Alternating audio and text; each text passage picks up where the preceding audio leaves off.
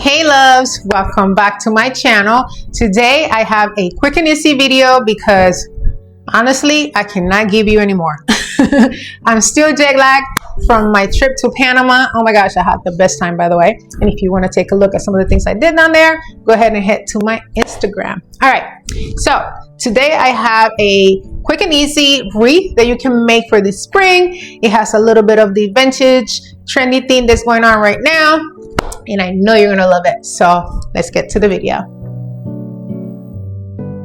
Alright loves, so the main character of this project are the vintage paper plates. The original design obviously has ceramic or porcelain plates, but these paper plates are super cute and affordable. The kit comes with 4 different designs, so I had to repeat a couple of them, and I chose the ones that I like the most. So before you start gluing away, make sure to position the plates on top of the wreath to get an idea where you want to glue them. Then you're going to add a generous amount of glue on the wreath to secure the plates. I didn't add much glue to that first plate, so I kind of had to learn the hard way. So add lots of glue, and you're going to have to reapply from time to time, so don't worry if some of them get a little loose. It just takes a second to glue them back on.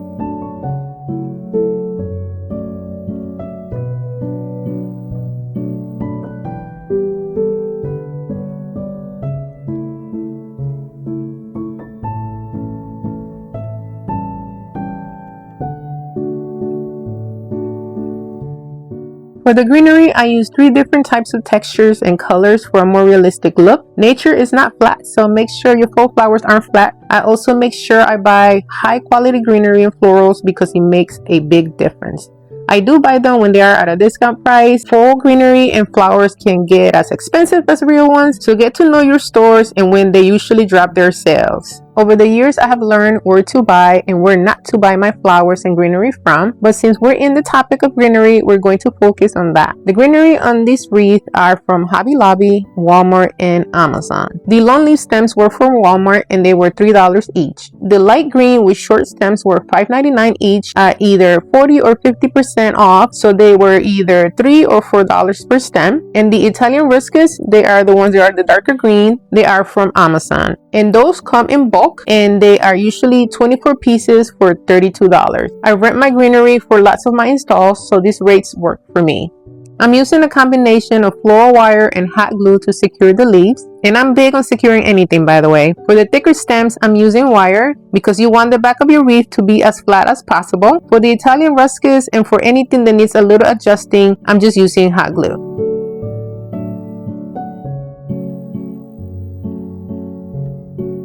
For florals, I'm using an assortment of roses I've collected over the years. When gluing your flowers, you are going to glue them in 3 different dimensions. Your first flowers after the greenery are going to have no stem, and you're going to glue them directly to the wreath frame. Then the second round of flowers is going to have a little stem, and the third one a little longer so your flowers don't look flat.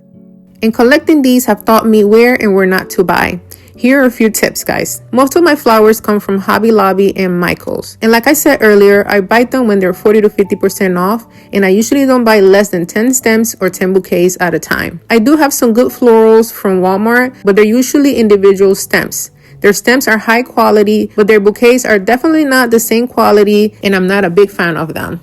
I don't have many florals from Amazon because you can't always trust the description, but I did get lucky a few years back with some realistic looking red roses, and I've even gotten a lot of compliments on them.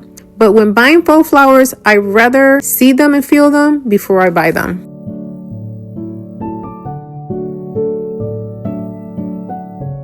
For the bow, I'm using a pink ripple ribbon I already had, but this process would have been much easier if I would have used wire ribbon. To make the bow look fuller and bigger, I made 2 and made them into 1.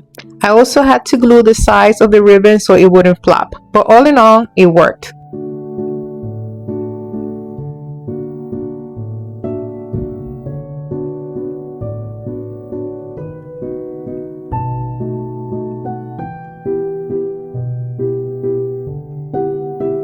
I absolutely love this wreath, guys.